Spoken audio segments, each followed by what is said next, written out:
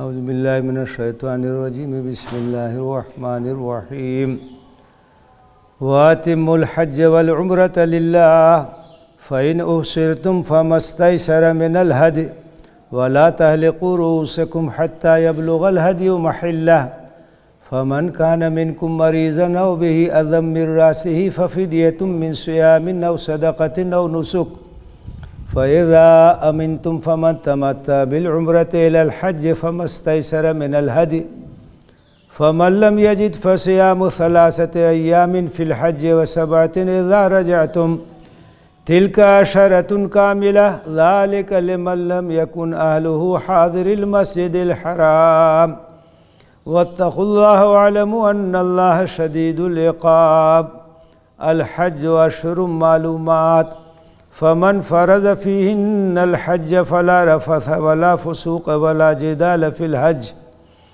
وَمَا تَفْعَلُوا مِنْ خَيْرٍ يَعْلَمْهُ اللَّهُ وَتَزَوَّدُوا فَإِنَّ خَيْرَ الزَّادِ التَّقْوَىٰ وَاتَّقُونِ يَا أُولِي الْأَلْبَابِ لَيْسَ عَلَيْكُمْ جُنَاحٌ أَن تَبْتَغُوا فَضْلًا مِّن رَّبِّكُمْ فَإِذَا أَفَضْتُم مِّنْ عَرَفَاتٍ فاذكروا الله عند المشعر الحرام واذكروه كما هداكم وإن كنتم من قبله لمن الضالين ثم أفيضوا من حيث أفاض الناس واستغفروا الله إن الله غفور رحيم فإذا قضيتم مناسككم فاذكروا الله كذكركم آباءكم أو أشد ذكرا فمن الناس من يقول ربنا آتنا في الدنيا وما له في الآخرة من خلاق ومنهم من يقول ربنا آتنا في الدنيا حسنة وفي الآخرة حسنة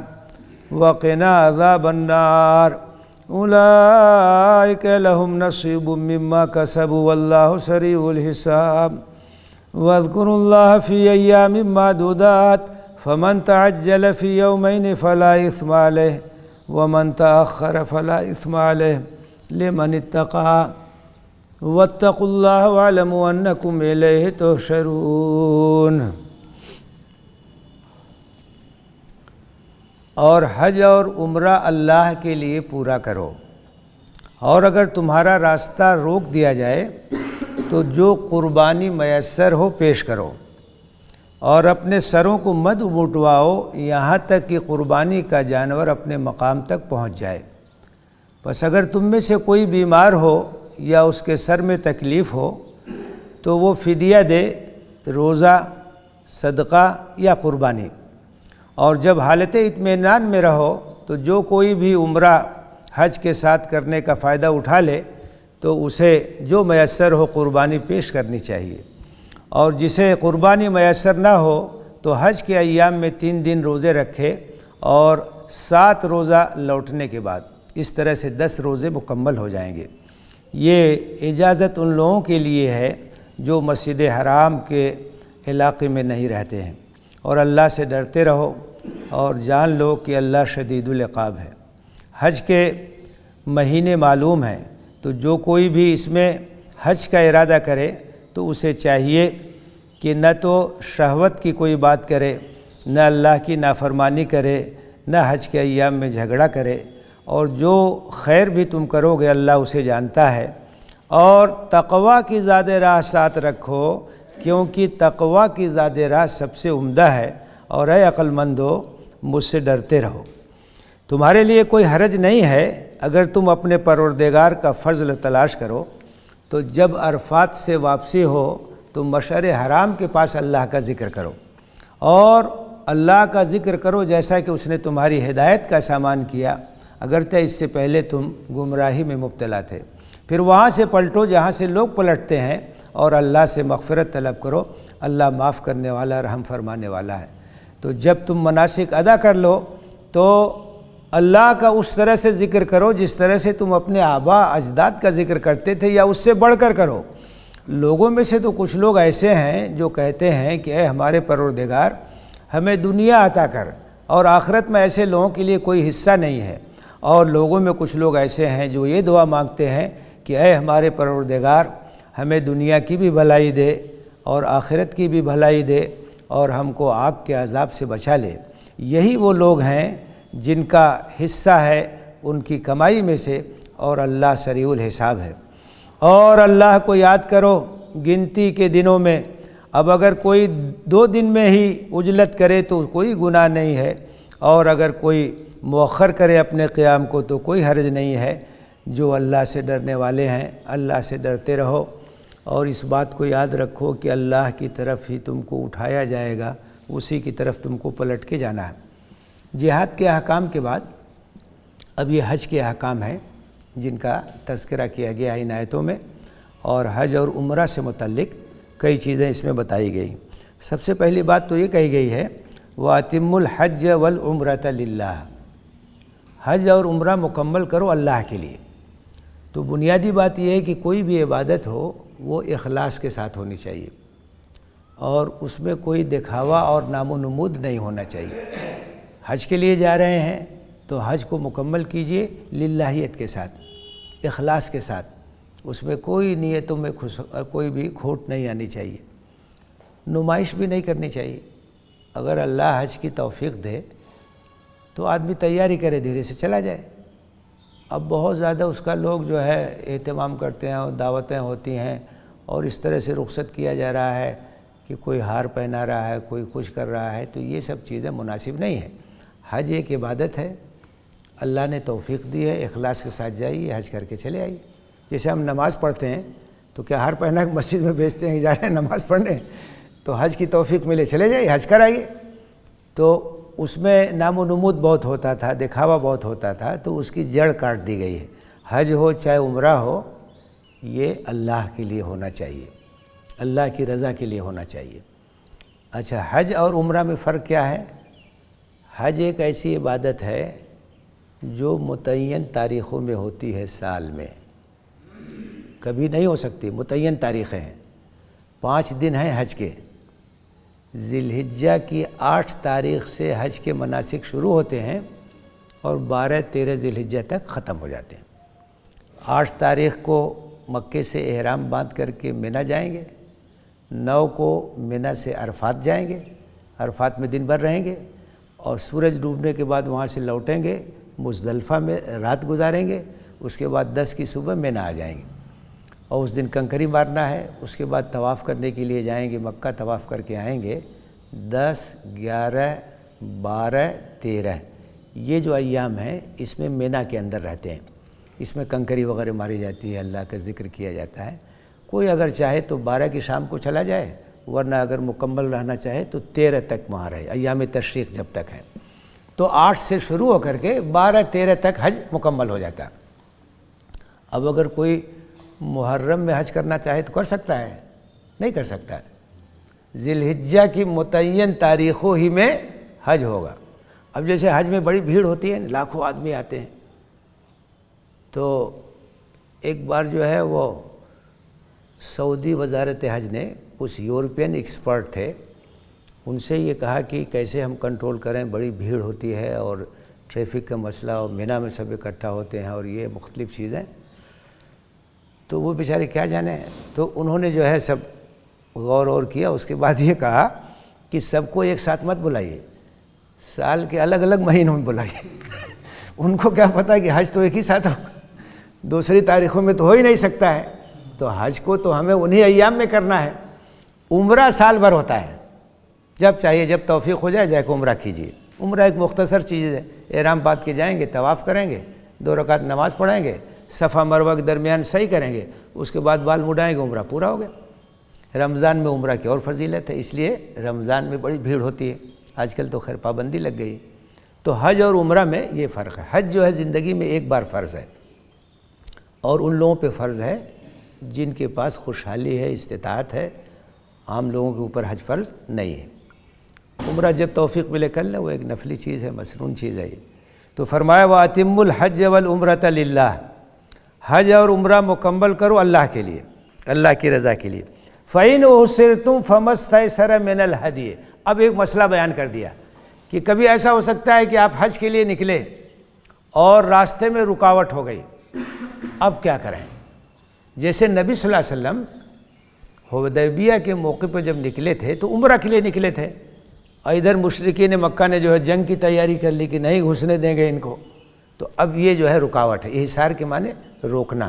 فَإِنْ أُحْصِرْتُمْ، اگر تم کو روک دیا جائے راستے میں تو اب اس وقت کیا کریں گے، اس کا حکم الگ ہے۔ تو فرمایا کہ اگر کبھی ایسی صورتحال پیدا ہو گئی تو وہیں پہ جو کچھ قربانی وغیرہ ہے قربانی کرو، بال مڈواؤ، احرام سے آزاد ہو جاؤ۔ یہ مجبوری کی صورتحال۔ تو حدیبیہ میں یہی کیا آپ نے کہ جب یہ ہو گیا کہ بھائی اس سال نہیں جا سکتے تو آپ نے حکم دیا کہ اب اپنی اپنی قربانی جو ہے وہ کر دو، بال مڈواؤ، اور اس کے بعد احرام سے آزاد ہو جاؤ۔ تو وہیں لوگ احرام سے آزاد ہو گئے، وہیں سے پھر واپس ہو گئے۔ معاہدے کے تحت اگلے سال گئے، 3 دن وہاں رہے، اپنا عمرہ کیا۔ تو یہ حکم آ گیا فَإِنْ أُحْصِرْتُمْ، اگر تم کو روک دیا جائے، فَمَا اسْتَيْسَرَ مِنَ الْهَدْيِ، تو جو قربانی میسر ہے وہ قربانی پیش کر دو، اور اس کے بعد بال مڈواؤ اور احرام سے آزاد ہو جاؤ۔ وَلَا تَحْلِقُوا رُؤُوسَكُمْ حَتَّى يَبْلُغَ الْهَدْيُ مَحِلَّهُ۔ عام حالات میں کیا ہوتا ہے کہ آدمی احرام میں جب آ جاتا ہے تو احرام سے پھر آزاد اس وقت ہوتا ہے جب 10 تاریخ کو اس کی قربانی ہو جاتی ہے۔ جب قربانی ہو جاتی ہے تب بال مڈواتا ہے اور احرام سے آزاد ہوتا ہے۔ تو عام حالات میں یہی ہے کہ اپنے سر کے بال نہ مڈواؤ، حجامت نہ بنواؤ، یہاں تک کہ قربانی اپنے مقام تک پہنچ جائے۔ قربانی جب ہو جائے تب جا کر کے آدمی اپنے احرام سے آزاد ہوتا ہے۔ اچھا، احرام کی حالت میں یہ پابندی ہے کہ آپ حجامت نہیں بنوائیں گے، آپ ناخن نہیں کاٹیں گے، آپ کوئی شکار نہیں کریں گے، مرد ہے تو سلا ہوا کپڑا نہیں پہنے گا، یہ سب پابندیاں ہوتی ہیں۔ اچھا، اگر احرام کی حالت میں کسی کو تکلیف ہو جائے، سر میں کبھی کبھی دانے نکل جاتے ہیں تو اس وقت بال مڈوانا ضروری ہو جاتا ہے، اس طرح کی کوئی پریشانی ہو جائے تب کیا ہوگا؟ تو اس کا حکم ہے فَمَنْ كَانَ مِنْكُمْ مَرِيضًا، اگر کوئی بیمار ہے، بیماری ہو جائے، اور بھی عظم من راسہ، سر میں تکلیف ہے تو اسے بال مڈوانا ہے، تو کیا کرے؟ اس کو فدیہ دینا ہوگا، بال مڈوا لے اور فدیہ دے دے۔ فدیہ کیا ہے؟ من صیام او صدقۃ او نسک، 3 میں سے کوئی ایک چیز، یا تو روزہ رکھے، نبی صلی اللہ علیہ وسلم بتایا 3 دن کا روزہ، یہ جو فدیہ ہے اس میں 3 دن کا روزہ ہے، یا صدقہ ہے 6 مسکین کو کھانا کھلا دے، نہیں تو کوئی قربانی پیش کر دے، کوئی بکرا ذبح کر دے، دمبا ذبح کر دے، یہ 2-3 چیزیں اس میں سے کوئی ایک چیز وہ کرے۔ فَإِذَا أَمِنْتُمْ، اور جب امن کے حالات ہوں تو مناسک ادا کیے جائیں گے۔ اب اس میں حج کی کئی قسمیں ہیں۔ ایک حج ہے جس کو کہتے ہیں حج تمتع، اور ایک حج ہے جس کو کہتے ہیں حج قران، اور ایک حج ہے جس کو کہتے ہیں حج افراد۔ افراد کے معنی اکیلا، آدمی صرف حج کی نیت کرے، اس کے ساتھ عمرہ کی نیت نہ ہو، تو اس کو کہتے ہیں حج افراد، اکیلا حج۔ اچھا، حج اور عمرہ دونوں کی ایک ساتھ نیت کر لے تو قران کے معنی ہوتے ہیں ملانا۔ تو آپ نے ایک ساتھ نیت کر لی کہ حج عمرہ ایک ساتھ کریں گے تو اس کو قران کہتے ہیں، تو جا کے عمرہ کریں گے لیکن احرام سے آزاد نہیں ہوں گے، جب حج ہو جائے گا تب احرام سے آزاد ہوں گے، کیونکہ دونوں کو آپ نے ایک ساتھ کر لیا، اس کو حج قران کہتے ہیں۔ حج تمتع یہ ہوتا ہے کہ آپ نے سفر کیا، سب سے پہلے احرام باندھا، نیت کی صرف عمرے کی، اور مکہ گئے، عمرہ کیا، احرام سے آزاد ہو گئے۔ اس کے بعد 8 ذی الحجہ کو حج کا احرام باندھا، اور اس کے بعد گئے حج کے مناسک ادا کیا۔ تو اس میں آپ نے فائدہ اٹھا لیا نا، یعنی ایک ہی سفر میں عمرہ کیا، اس کے بعد آزاد بھی ہو گئے، اس کے بعد پھر آپ نے کیا کیا؟ حج کیا، تو اس کو حج تمتع کہتے ہیں۔ تمتع کے معنی فائدہ اٹھانا۔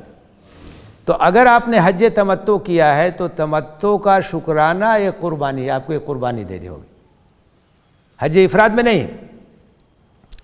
تو وہ حکم یہاں بیان کر دیا ہے، فَمَن تَمَتَّعَ بِالْعُمْرَةِ إِلَى الْحَجِّ، جس نے حج کے ساتھ عمرے کا بھی فائدہ اٹھا لیا، یعنی صرف عمرے کا احرام باندھا پھر جا کے آزاد ہو گئے، اس کے بعد حج کا احرام باندھا، تو اس کو کیا کرنا ہے؟ فَمَا اسْتَيْسَرَ مِنَ الْهَدْيِ، تو اس کو قربانی پیش کرنی ہوگی جو اس سے ہو سکے، چاہے ایک بکرا ذبح کر دے، ایک دمبا ذبح کر دے، چاہے اونٹ میں یا بڑے جانور میں ایک حصہ قربانی کر لے، 7 میں سے ایک حصہ کر دے تو اس کا وہ ہو جائے گا۔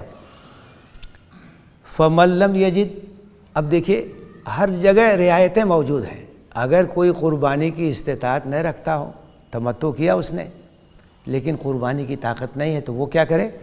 فرمایا فصیام ثلاثۃ ایام فی الحج وسبۃ اذا رجعتم، تو 10 دن کا روزہ رکھ لے، 3 دن تو وہیں ایام حج میں اور 7 دن لوٹنے کے بعد تلک عشرۃ کاملہ، تو اس طرح سے یہ 10 دن مکمل ہو جائیں گے تو اس کا کفارہ ادا ہو جائے۔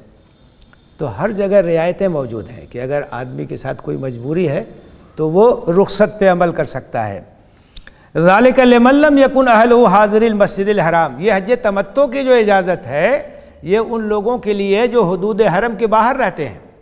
جو حدود حرم کے اندر رہتے ہیں وہ تو الگ الگ عمرہ کر سکتے ہیں، حج کر سکتے ہیں، ان کو اجازت نہیں دی گئی۔ جو دور سے لوگ آتے ہیں ان کے لیے یہ پریشانی ہوگی کہ ایک بار آئیں عمرہ کے لیے، ایک بار آئیں حج کے لیے، ان کو اجازت دے دی اسی سفر میں سب کر لو۔ تو یہ جو تمتع کی اجازت ہے یہ ان لوگوں کے لیے ہے جو حدود حرم کے باہر رہتے ہیں، جن کو اصطلاح میں آفاقی کہا جاتا ہے، باہر سے آنے والوں کے لیے۔ وَاتَّقُوا اللَّهَ، اللہ سے ڈرتے رہو۔ وَاعْلَمُوا أَنَّ اللَّهَ شَدِيدُ الْعِقَابِ، اور یاد رکھو کہ اللہ بہت سخت سزا دینے والا ہے، اگر خلاف ورزی ہوگی، اس کے احکام کی پامالی ہوگی تو اس کی سزا بڑی سخت ہے۔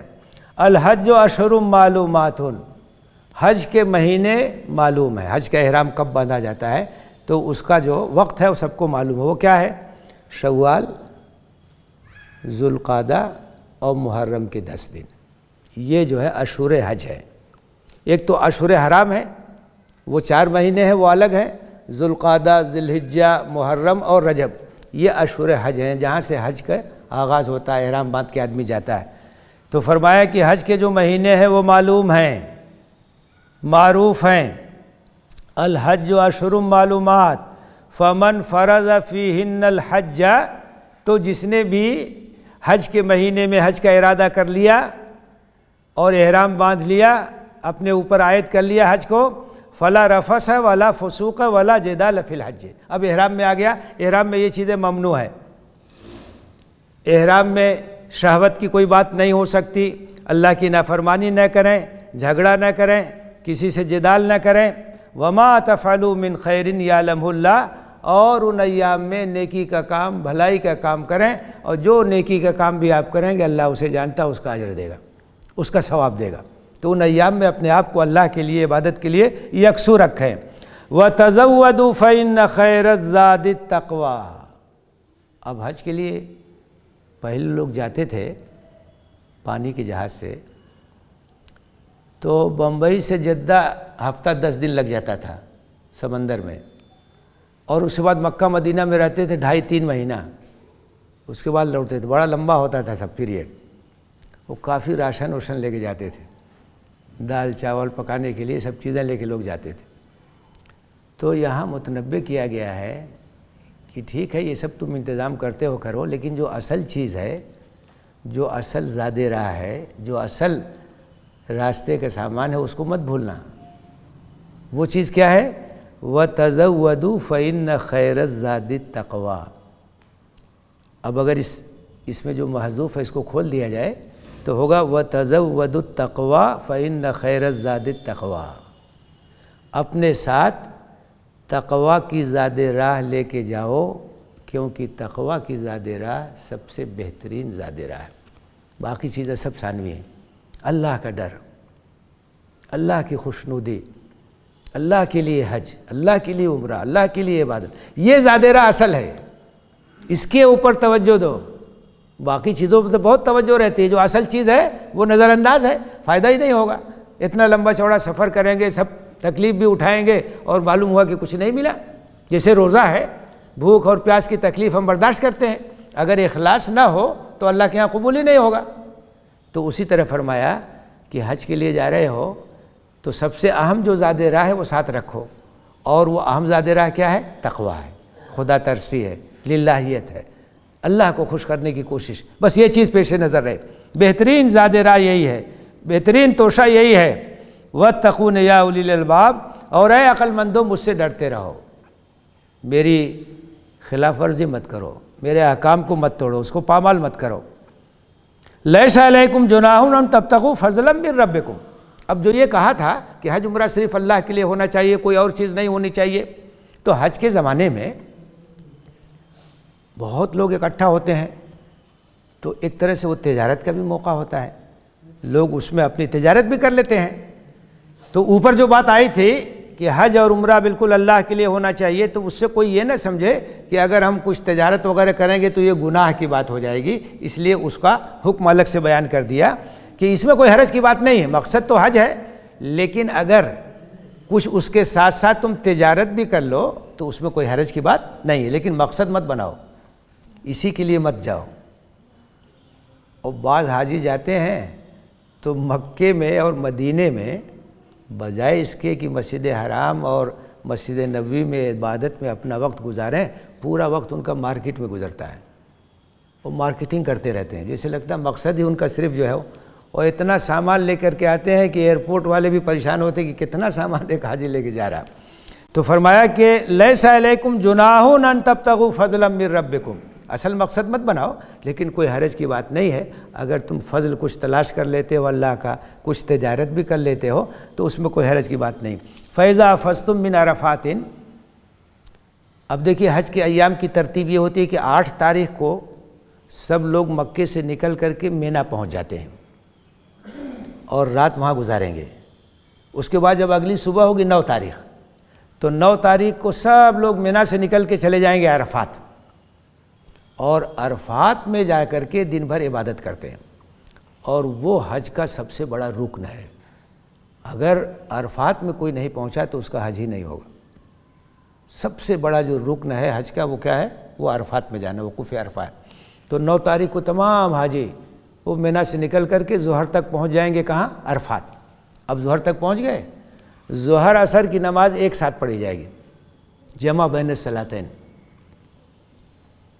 ایک اذان 2 اقامت، دونوں نماز ہو گئی۔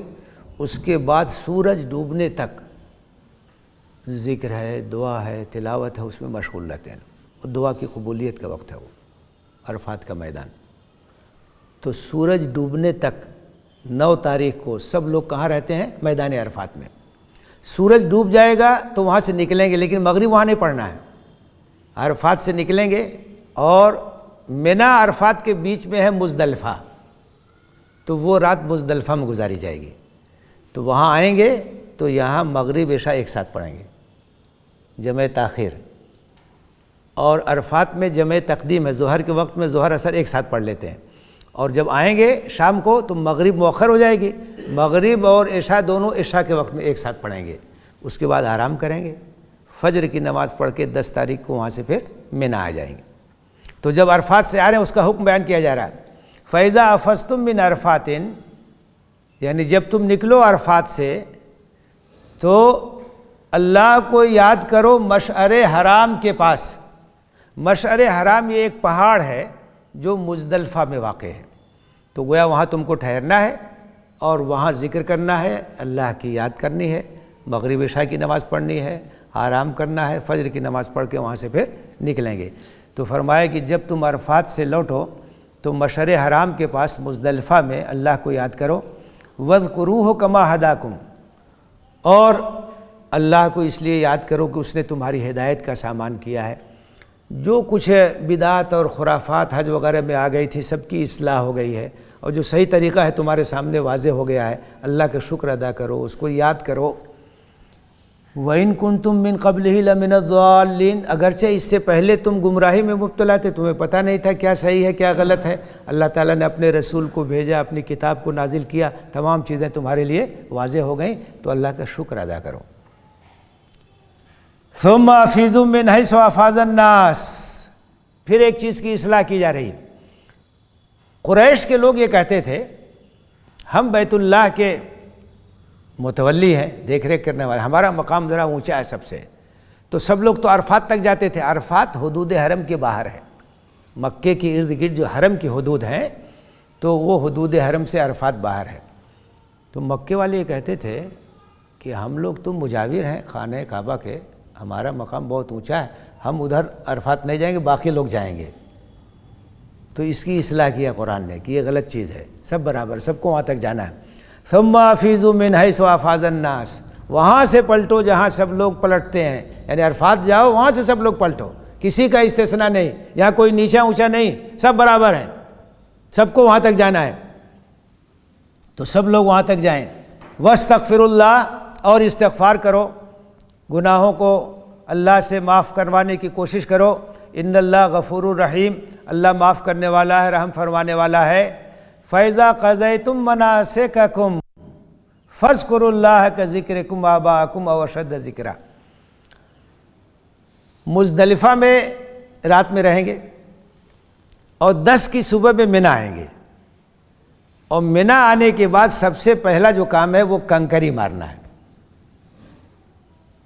کنکری مارنے کے بعد قربانی، قربانی کے بعد اپنے سر کا بال جو ہے مڈوائیں گے اور احرام سے آزاد ہو جائیں گے۔ تو 10 تاریخ کو کئی کام کرنا پڑتا ہے۔ اس دن کنکری بھی مارنا ہے، قربانی بھی کرنا ہے، اس کے بعد بال مڈوائیں گے، اس کے بعد احرام سے آزاد ہو جائیں گے، اس کے بعد مکہ جائیں گے اور طواف کریں گے۔ اس طواف کو طواف افاضہ کہتے ہیں۔ اللہ کے رسول صلی اللہ علیہ وسلم نے یہ بتایا کہ دیکھو ترتیب یہ ہے کہ پہلے کنکری، اس کے بعد قربانی، اس کے بعد سر کے بال مڈواؤ، لیکن آگے پیچھے ہو جائے تو کوئی حرج نہیں۔ جب آپ مینا میں آئے اور اس دن یہ سب کام آپ نے کیا ایک ترتیب سے، ایک صحابی آئے، انہوں نے کہا کہ میں نے تو قربانی سے پہلے اپنا بال مڈوا دیا۔ آپ نے کہا کوئی حرج نہیں۔ کسی نے کہا کہ میں نے جو ہے وہ کنکری مارنے سے پہلے قربانی کر دیا۔ آپ نے کہا کوئی حرج نہیں، آسانی ہے، ترتیب بہتر ہے، لیکن اگر آگے پیچھے ہو جائے تو بھی کوئی حرج کی بات نہیں ہے۔ تو یہ سب کرنے کے بعد جا کے طواف کریں گے، طواف کرنے کے بعد آئیں گے مینا میں رہیں گے۔ تو مینا میں 10 کو رہیں گے، 11 کو رہیں گے، 12 کو رہیں گے، 12 کی شام کو جا سکتے ہیں، لیکن 13 تک رہیں۔ اللہ کے رسول 13 تک رہے۔ اب ان ایام میں کیا کرنا ہے؟ ان ایام میں تینوں دن جو ہے وہ کنکریاں ماری جائیں گی اور اس کے بعد اللہ کا ذکر ہے، سب ہوتا رہے گا۔ زمانے جاہلیت میں کیا ہوتا تھا کہ وہ مینا کے ایام میں مجلسیں قائم کرتے تھے اور اس میں جو ہے اپنے باپ دادا کے کارنامے بیان کرتے تھے، اپنے اپنے خاندان کا بخان ہوتا تھا۔ تو قرآن نے کہا کہ وہاں اللہ کی عظمت کا ذکر کرو، اپنے باپ دادا کے کارنامے بیان کرنے کی وہاں ضرورت نہیں ہے۔ وہ ایام جو ہے ایام مینا اللہ کو یاد کرنے کا ایام ہے۔ قربانی کرو، کھاؤ کھلاؤ، اللہ کو یاد کرو، ذکر کرو۔ تو فرمایا فَإِذَا قَضَيْتُم مَّنَاسِكَكُمْ، یہ سب جب ادا ہو جائیں، کنکری بھی مار لیا، قربانی بھی کر لیا، طواف بھی جا کے کر لیا، تو اس کے بعد کیا ہونا چاہیے؟ فَاذْكُرُوا اللَّهَ كَذِكْرِكُمْ آبَاءَكُمْ أَوْ أَشَدَّ ذِكْرًا۔ تو ایام مینا میں اللہ کو یاد کرو جس طرح تم باپ دادا کو یاد کرتے تھے، بلکہ اس سے بڑھ کر کے یاد کرو، کیونکہ اللہ کا حق سب سے زیادہ ہے۔ تو وہاں اللہ کا ذکر ہونا چاہیے، اللہ کی یاد ہونی چاہیے۔ فَمِنَ النَّاسِ مَن يَقُولُ رَبَّنَا آتِنَا فِي الدُّنْيَا وَمَا لَهُ فِي الْآخِرَةِ مِنْ خَلَاقٍ۔ کہا کہ لوگوں میں سے الگ الگ لوگ ہیں، سب کی دلچسپی الگ الگ ہے۔ کچھ لوگوں پہ صرف دنیا سوار ہے، وہاں بھی جاتے ہیں تو دنیا کے چکر میں رہتے ہیں۔ تو فرمایا لوگوں میں کچھ لوگ ایسے ہیں جو کہتے ہیں ربنا آتنا فی الدنیا، اے اللہ ہم کو دنیا دے دے، بس دنیا ہی کی دعا مانگتے ہیں اور کوئی دعا ان کے پاس نہیں۔ ایسے لوگوں کا معاملہ کیا ہے؟ وَمَا لَهُ فِي الْآخِرَةِ مِنْ خَلَاقٍ۔ تو ایسے لوگوں کو آخرت میں کچھ ملنے والا نہیں، آخرت کی طلب ہی نہیں، اس کی خواہش ہی نہیں ہے۔ بھائی درخواست دیں گے تب نہ منظور ہوگی، تو آپ کے پاس تو کوئی خواہش ہی نہیں، کوئی طلب ہی نہیں، آخرت میں ان کے لیے کچھ نہیں۔ لیکن جو اچھے لوگ ہیں، سمجھدار لوگ ہیں، وہ کیا کہتے ہیں؟ وَمِنْهُم مَن يَقُولُ، دوسرا گروہ ان لوگوں کا جو کہتے ہیں ربنا آتنا فی الدنیا حسنہ وفی الآخرۃ حسنہ وقنا عذاب النار۔ اے اللہ ہم کو دنیا کی بھی بھلائی دے، آخرت کی بھی بھلائی دے، اور جہنم کے عذاب سے ہم کو محفوظ رکھے۔ یہ بہترین دعا ہے۔ تو اسلام ایسا نہیں ہے کہ وہ دنیا کا مخالف ہے، لیکن دنیا غالب نہیں ہونی چاہیے، آخرت کو مقدم رکھنا چاہیے۔ دنیا کی بھی بھلائی چاہیے، آخرت کی بھی بھلائی چاہیے۔ دنیا ہی کو اپنا مقصود مت بناؤ، مقصود جو ہے اپنے آخرت کو بناؤ۔ تو یہ قابل تعریف لوگ ہیں جو یہ دعا کرتے ہیں، بہت جامع دعا ہے یہ، ربنا آتنا فی الدنیا حسنہ، اے اللہ ہم کو دنیا کی حسنہ اس کی بھلائی دے، وفی الآخرۃ حسنہ آخرت کی بھی بھلائی دے، وقنا عذاب النار اور آگ کے عذاب سے ہم کو بچا۔ اولئک لہم نصیب مما کسبوا، یہ وہ لوگ ہیں جو اپنے اعمال کا بدلہ پائیں گے، اللہ تعالیٰ نے ان کا اجر محفوظ رکھا ہے اور ان کو اجر سے نوازے گا۔ واللہ سریع الحساب، اور اللہ بہت تیز حساب کرتا ہے، تمام نیکیوں کا حساب کرے گا، تمام اعمال کا حساب کرے گا، پورا بدلہ دے گا، وہاں کوئی کمی نہیں ہوگی۔ طواف جو حاجی لوگ کرتے ہیں تو اس کی 2-3 قسمیں ہیں۔ جب جائیں گے تو پہلے جو طواف کرتے ہیں اس کو کہتے ہیں طواف قدوم، آنے کا طواف، مکہ پہنچے پہلا طواف قدوم۔